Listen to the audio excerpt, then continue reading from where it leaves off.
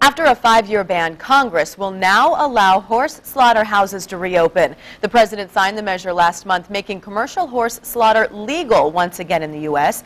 Now, some groups are trying to save the abused and abandoned horses, but they are outraged. 10 on your side's Suri Crow has the details. Suri? Yeah, Katie, Congress approved this measure very quietly last month, and many people had no idea that butchering horses for consumption is once again legal in this country. Horse rescuers we spoke with are saying this is a terrible idea. She was 200 pounds underweight, and she had really bad rain rot. Now Molly is just one more success story at the Web of Life Animal Outreach Rescue in Chesapeake.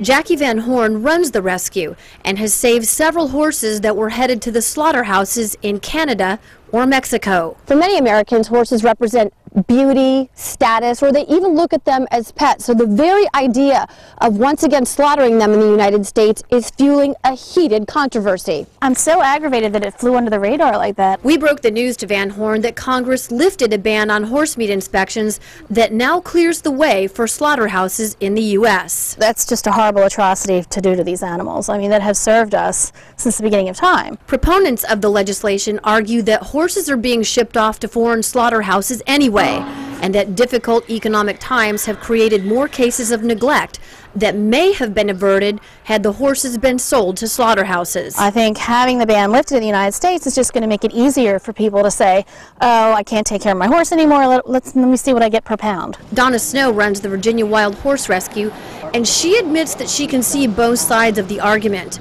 but she still can't support the ban lift. Oh boy, I would rather have not seen it lifted, I guess. While there hasn't been an operational slaughterhouse in the U.S. since 2007, when opponents cut off funding for horse meat inspections, one Oregon man has already lined up investors to open one as soon as January.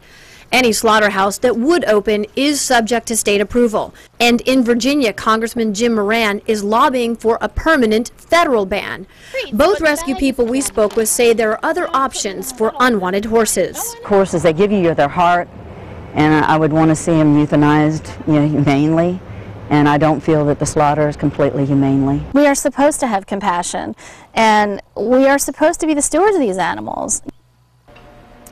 Most people agree that there's very little chance that horses would be used for human consumption in the U.S., but last year an estimated 138,000 horses were exported for slaughter.